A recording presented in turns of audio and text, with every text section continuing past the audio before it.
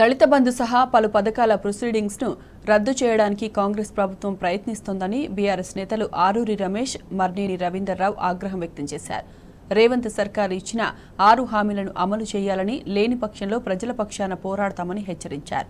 10న తెలంగాణ భవన్లో వరంగల్ పార్లమెంటు నియోజకవర్గ సన్నాహక సమావేశం నేపథ్యంలో వర్ధన్నపేట నియోజకవర్గ ముఖ్య కార్యకర్తల సమావేశం జరిగింది. ఇందులో బీఆర్ఎస్ జిల్లా అధ్యక్షులు ఆరూరి, డీసీసీబీ చైర్మన్ రవీందర్రావు పాల్గొన్నారు. కాంగ్రెస్ నెల రోజుల పాలనపై వారి స్పందనను మా ప్రతినిధి రవికాంత్ అందిస్తారు. ఈ నెల 10వ తేదీన తెలంగాణ భవన్ వేదికగా బీఆర్ఎస్ వర్కింగ్ ప్రెసిడెంట్ కేటీఆర్ గారి అధ్యక్షతన వరంగల్ పార్లమెంటు నియోజకవర్గ సన్నాహక సమావేశం జరగబోతుంది. దీనికి సంబంధించి వరంగల్ జిల్లా అధ్యక్షులు మాజీ ఎమ్మెల్యే ఆర్ రమేష్ గారు సార్, సమావేశం ఎలా జరగబోతుంది, సమీక్ష నిర్వహిస్తున్నారు కదా, కార్యకర్తలు ఏం చెప్తున్నారు సార్? మరి వరంగల్ పార్లమెంట్ పరిధిలో 10వ తారీఖు మరి సమీక్ష ఉంది. మా నియోజకవర్గంలో ఉన్న అన్ని మండలాల ముఖ్యుల్ని మరి అక్కడికి వచ్చే విధంగా మరి మండలాల వారిగా కూడా సమీక్ష చేసుకోవడం జరుగుతుంది. దాంట్లో భాగంగానే ఈరోజు వర్ధన్నపేట మండలం మరియు ఐనవోలు మండలం ముఖ్య నాయకులతో సమావేశం ఏర్పాటు చేసుకోవడం జరిగింది. 10వ తారీఖు జరిగే సమీక్షకు ఈ నియోజకవర్గం నుండి 80 నుండి 90 మంది ముఖ్యుల్ని ప్రతినిధులను వెళ్ళడం జరుగుతుంది. మరి దాంట్లో భాగంగానే జరిగిన పరిణామాలను, పరిస్థితులను ఇంకా మరి పార్టీ విశ్లేషణ చేసుకొని పార్టీని బలోపేతం చేసి ముందుకు పోయే కార్యక్రమం చేయబోతున్నాం.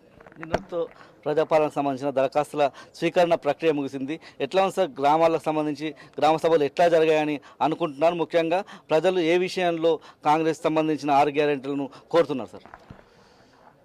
నూతనంగా ఏర్పడ్డ కాంగ్రెస్ ప్రభుత్వం మరి 6 గ్యారెంటీలను 100 రోజుల్లో అమలు చేసే కసరత్తు ప్రారంభం చేశారు. చాలా సంతోషం. చాలా హామీలు చెప్పారు గౌరవ పిసిసి అధ్యక్షులు, ప్రస్తుత ముఖ్యమంత్రి గారు మరి వారి బృందం, మంత్రులు గారు చాలా విషయాలు చెప్పారు. కానీ అమల్లో సమయం లేట్ అవుతుందనే మేము భావిస్తున్నాం. మరి వారు ఇచ్చిన హామీలన్నీ అమలు కావాలి, ఈ ప్రజలకు అందాలని కోరుకునే వాళ్ళలో మరి బీఆర్ఎస్ పార్టీ ప్రథమ స్థానంలో ఉంది. ఏ పాలకులు ఉన్నా అది ప్రభుత్వ పరంగా ప్రజలకు చేసే కార్యక్రమాలు.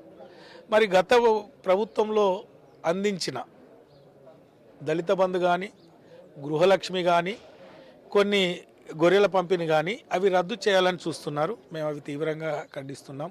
ఎందుకైనా ఎవరైనా ఈ రాష్ట్ర ప్రజలే కదా, వారికి అందాల్సిందే. కాకపోతే పేర్లు మార్చుకోవచ్చు, కానీ ఈ పథకం అందే లబ్ధిదారుడు ఆగం కావద్దు. కొంతమంది ఇల్లు కూడా కట్టుకోవడం జరిగింది. ప్రత్యేకంగా ఎస్డిఎఫ్ ద్వారా వర్ధన్నపేట నియోజకవర్గానికి 50 కోట్ల నిధులు ఇచ్చారు. అవి వివిధ కుల సంఘాలకు కావచ్చు, మహిళా సంఘాలకు కావచ్చు, లేదా ఇతరత్ర అభివృద్ధి కార్యక్రమాలకు మేము వెచ్చించి ఉన్నాం. వివిధ దశల పనులు కూడా ఉన్నాయి. మరి వాటిని కూడా రద్దు చేయాలనే ప్రయత్నం చేస్తున్నారని తెలిసింది. మరి దయచేసి అభివృద్ధిని ఎప్పుడు కానీ ఎవరు కానీ అడ్డుకోవద్దు. నూతనంగా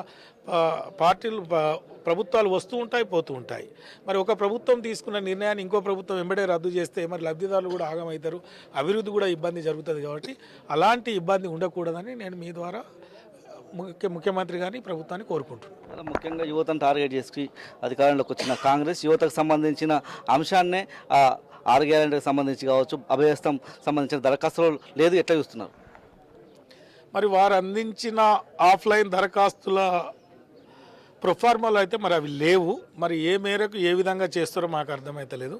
అంటే ప్రస్తుత పరిస్థితుల్లో, ఒక టెక్నాలజీ వచ్చిన పరిస్థితిలో, అన్నీ ఆన్లైన్లో ఉన్న పరిస్థితిలో, సాఫ్ట్వేర్ పెరిగిన పరిస్థితిలో, ఐటీ పెరిగిన పరిస్థితిలో మరి ఆఫ్లైన్లో తీసుకోవడంలో మతలబు కూడా మాకేం అర్థమైతలేదు. మరి అది ఏ విధంగా ఈ ప్రభుత్వం వాటిని ఇచ్చిన మాట నిలబెట్టుకుంటుందో వేచి చూడాల్సిన అవసరం ఉంది. మనతో పాటు మానేని రవీంద్ర గారు, డీసీసీ చైర్మన్. సార్ చెప్పండి, ప్రజాపాలనకు సంబంధించి ఎట్లాంటి దరఖాస్తుల విషయంలో ఎట్లాంటి గందరగోళం ఉంది సార్ ప్రజల్లో? అంటే ప్రజలైతే వాళ్ళని నమ్మారు, వాళ్ళ స్కీమ్లో నమ్మి ఓట్లు వేసారు, వాళ్ళు ఇచ్చిన హామీలను నమ్మారు. కాబట్టి అవి నెరవేర్చుకున్న బాధ్యత కూడా వాళ్ళ మీద ఉన్నది. ఇచ్చిన హామీలను నెరవేర్చుకోవాలి.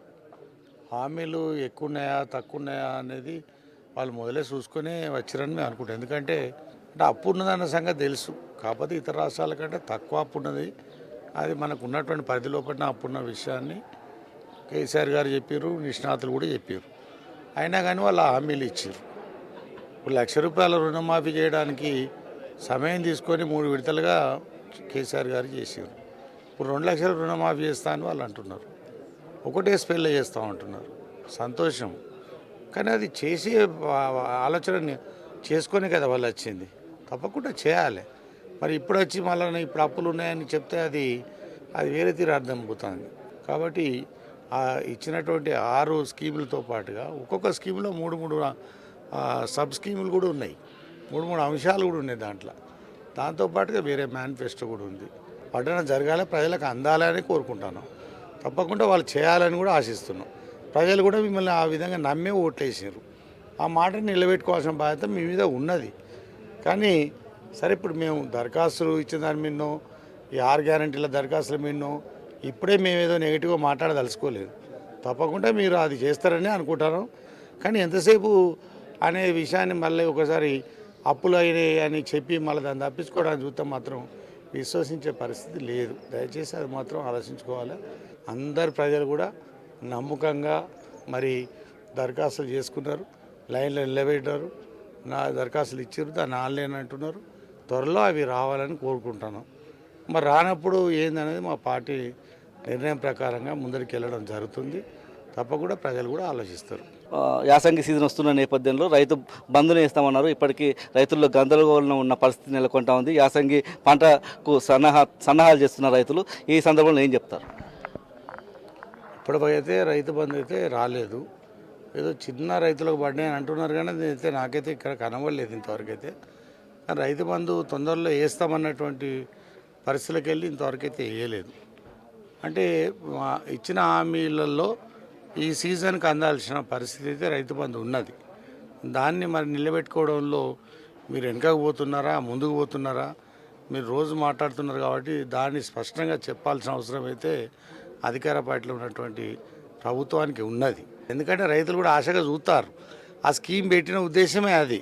అయ్యా మీరు తీసుకోకూడదు, నేను రాగానే వేస్తా, ఇంకా ఎక్కువ చేసి వేస్తా అని కూడా ఆ రోజున చెప్పిన విషయమే కదా. మరి చెప్పినప్పుడు వెయ్యాలి కదా అనేది అందరు చూస్తున్నారు. సన్నకారు చిన్నకారు రైతుల కన్నా వేయండి ఫస్ట్, అది కూడా జరుగుతలేదు కదా అనేది కొంత ఆందోళన అయితే రైతులలో ఉన్నది. దాన్ని త్వరగా నెరవేర్చారని అనుకుంటాను. నెరవేర్చినప్పుడు రైతులు కూడా ఆలోచించుకుంటారు. ఇది మొత్తంగా కాంగ్రెస్ ఇచ్చిన 6 గ్యారెంటీలను అమలు చేయాలి, లేని పక్షంలో ప్రజల పక్షాన పోరాడతామని చెప్పి మాజీ ఎమ్మెల్యే ఆరు రమేష్ గారు, అదేవిధంగా డీసీసీబీ చైర్మన్ మార్నేని రవీంద్రరావు చెప్తున్నారు. Camera person సంజీవ్తో Ravikanth, tea news, Warangal జిల్లా.